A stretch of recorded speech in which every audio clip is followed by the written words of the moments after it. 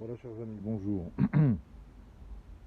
Je voulais partager avec vous une explication concernant l'événement sur lequel les deuxièmes fêtes ont été basées.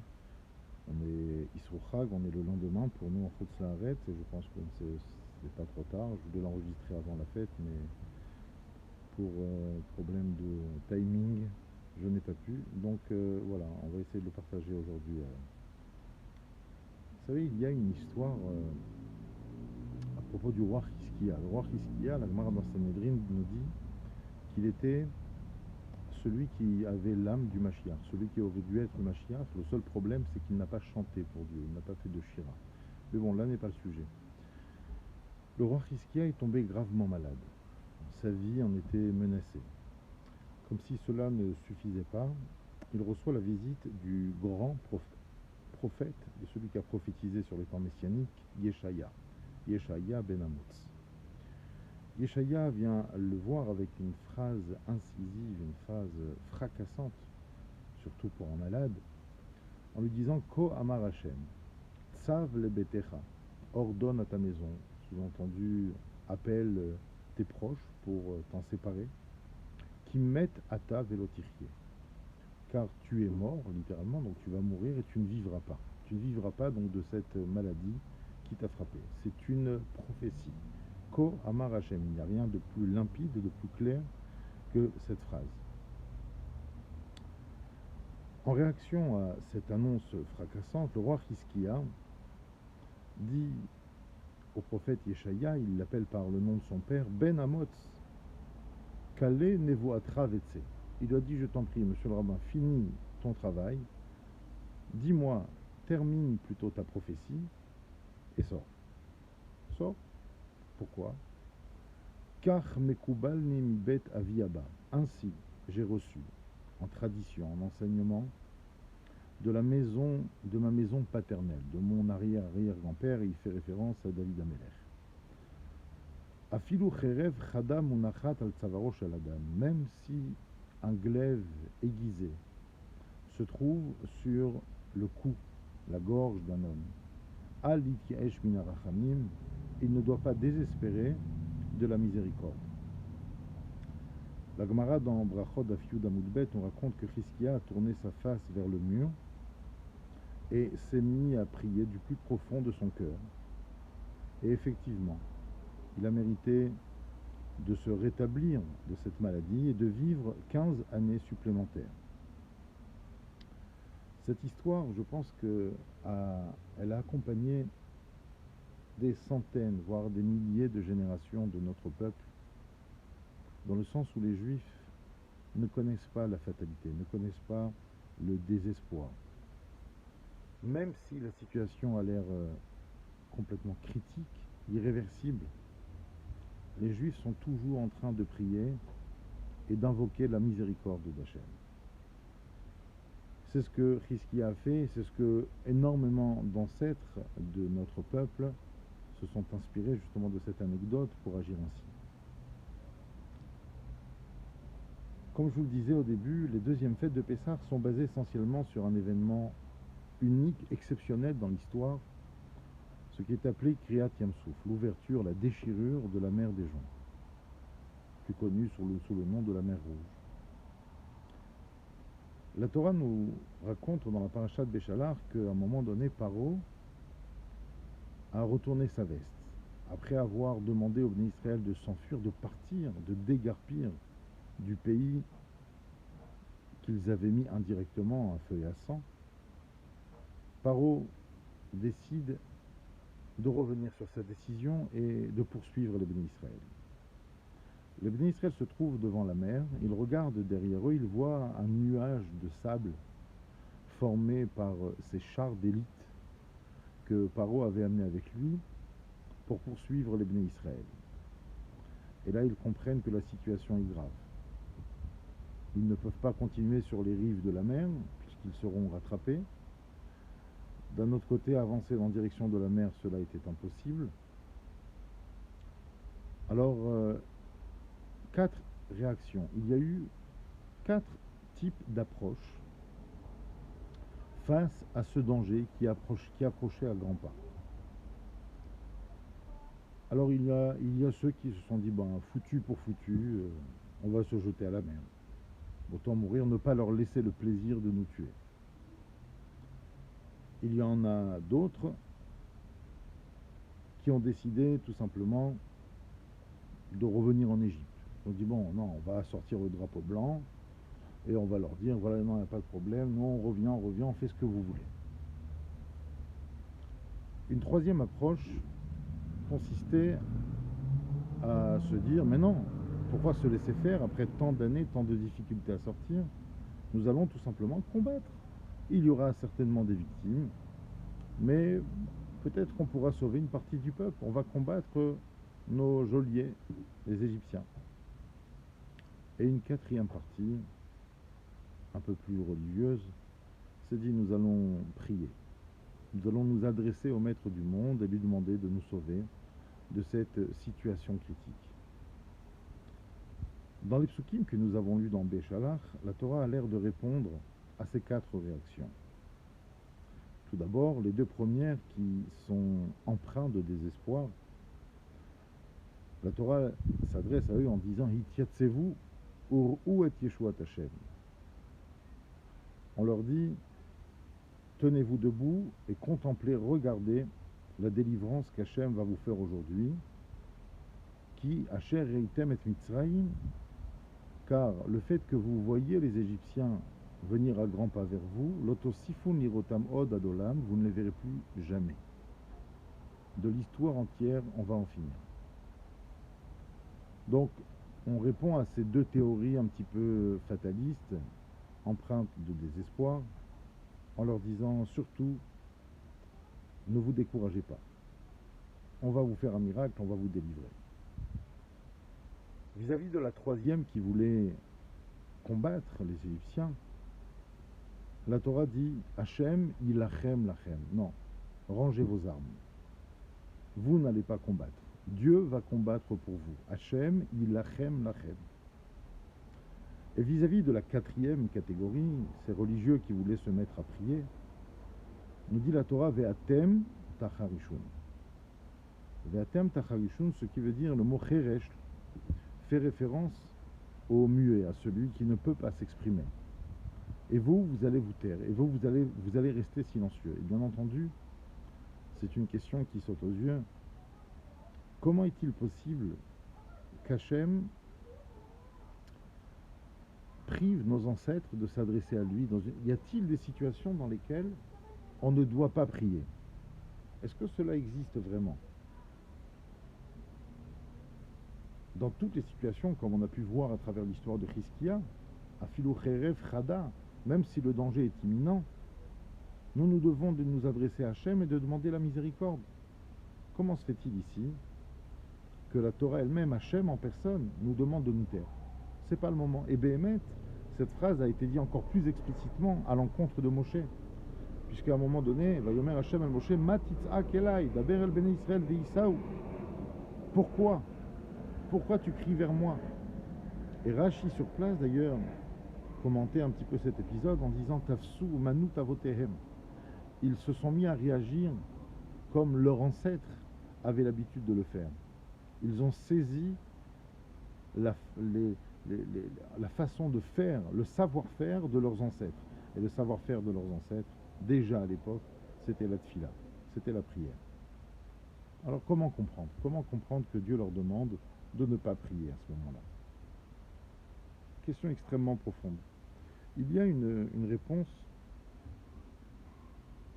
d'un grand rabbi qui s'appelait le Tzemar Tzedek et qui explique au niveau symbolique en quoi consiste cette scène.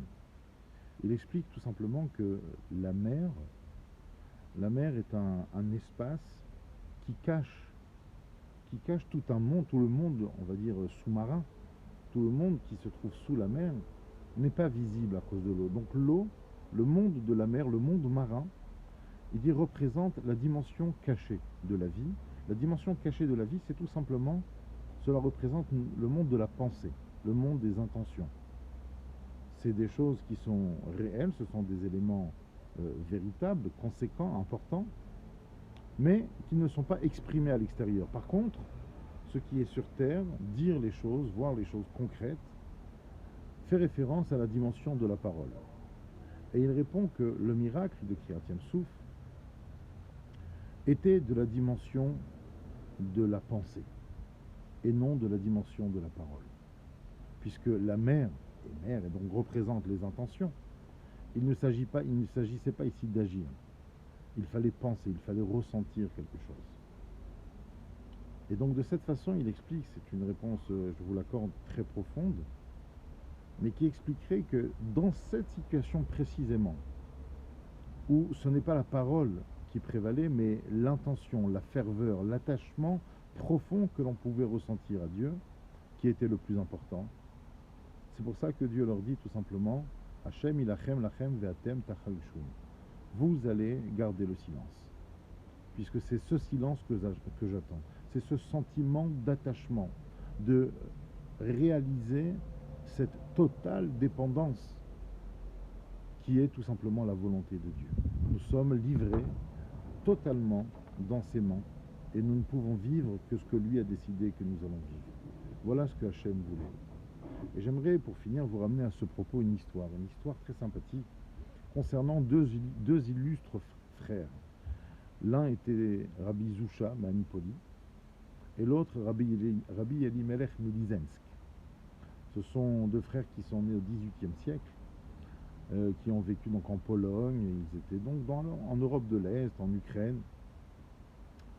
Et à un moment donné, ces deux frères ont dû essuyer une accusation mensongère, comme malheureusement c'était très fréquent à l'époque à l'encontre de juifs.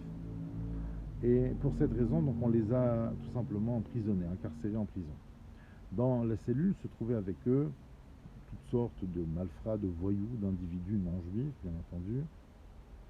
Et à un moment donné, donc, les deux frères dans leur coin se disent, tiens, peut-être qu'il est l'heure de faire la tfila, il faudrait faire vite. Je ne sais pas quelle heure il était.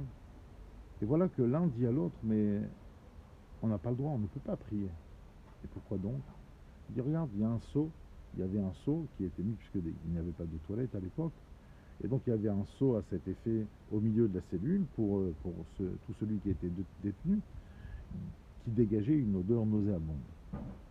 Et donc il lui dit, selon la halakha, il est strictement interdit de prier dans ces conditions d'hygiène macabre. Et donc on ne peut pas, on doit prier, mais on ne peut pas prier. Alors l'autre lui répond, bon, bah, si on ne peut pas prier, alors comment on va faire? Il y a eu comme ça une sorte de sentiment de tristesse, de frustration, de ne pas pouvoir s'adonner à leur exercice favori qui était la tfila. Et à un moment donné, l'un d'entre eux dit à l'autre, mais regarde, pour qui on prie? Qui nous demande de prier? Qui est l'instigateur de cet ordre-là, de ce devoir que l'on a de prier? C'est Hachem en personne.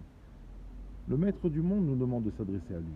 Eh bien, le maître du monde, dans cette circonstance, avec ce seau, avec cette odeur nauséabonde, nous demande de ne pas prier. Alors l'autre le regarde, il lui dit, mais tu es en train de me dire que c'est en fait la volonté d'Hachem que nous ne prions pas. Il dit exactement. Il dit, mais c'est extraordinaire. C'est même le fait de ne pas prier est une mitzvah. Ces deux frères ont ressenti une joie et étaient tellement convaincus de l'argument qu'ils venaient d'avancer qu'ils se sont mis à chanter et à danser autour du pot qui était la cause de leur non-tefila, de leur non-prière. La joie était tellement importante qu'elle en est devenue communicative et les autres détenus de la cellule se sont mis à danser avec eux autour du seau, sans savoir pourquoi. Il dit, allez, on est en prison, on s'éclate, on danse, on chante. Cela a fait un vacarme important et le responsable de la prison est venu, mais dit, qu'est-ce que c'est ce vacarme? C'est pas possible. Et donc les autres détenus ont désigné du doigt, ah, c'est le seau. Ils tournent, ils chantent, ils dansent à cause de ce seau. Alors le geôlier il dit, bah, si c'est ça, alors pour obtenir le silence, je reprends le seau. Il a pris le seau, il l'a enlevé, et effectivement les deux frères ont pu effectivement, comme ils le désiraient initialement, prier. Je pense que cette histoire aujourd'hui est plus que parlante.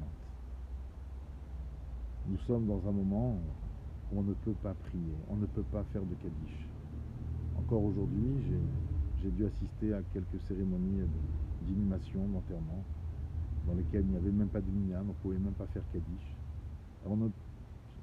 Et cela ne servait à rien que leur donner des directives par rapport au Kaddish, à la synagogue, aux 7 jours. Et effectivement, cela est très frustrant.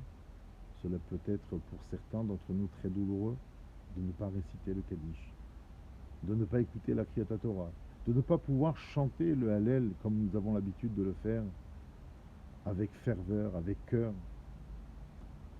lors des fêtes qui se sont passées, de ne pas pouvoir écouter la Kriyat Torah. Et en fait, si on se met à réfléchir un petit peu à l'instar de ces deux personnages, de ces deux frères, on comprendra que c'est tout simplement la volonté d'Hachem. C'est la volonté d'Hachem de ne pas prier Benminyan, de ne pas pouvoir se réchauffer la voix mutuellement à travers un magnifique tzibour.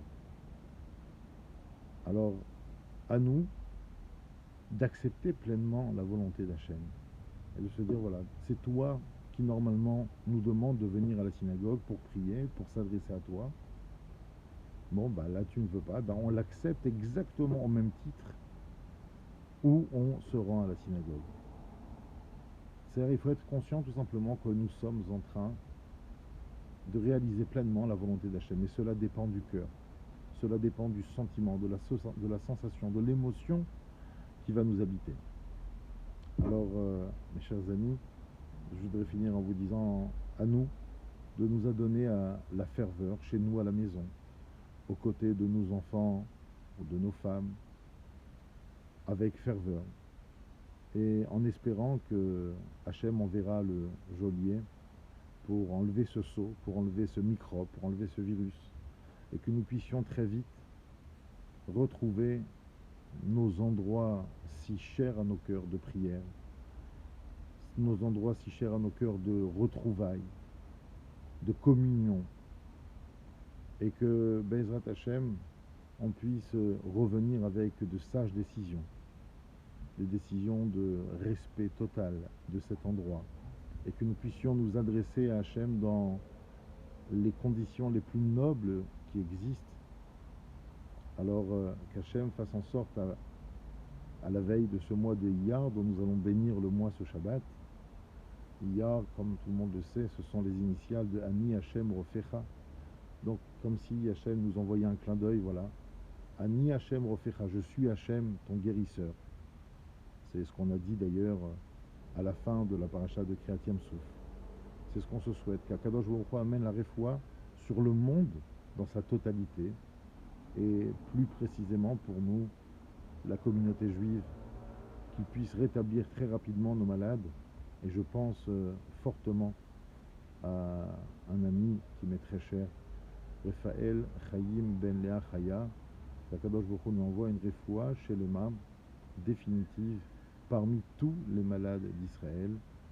Je vous souhaite maintenant Shabbat Shalom, vivez un Shabbat serein, merveilleux, chaleureux, en étant persuadés que c'est la volonté d'Hachem, et soyons heureux d'accepter sa volonté telle qu'elle est. Shabbat Shalom, on le verra.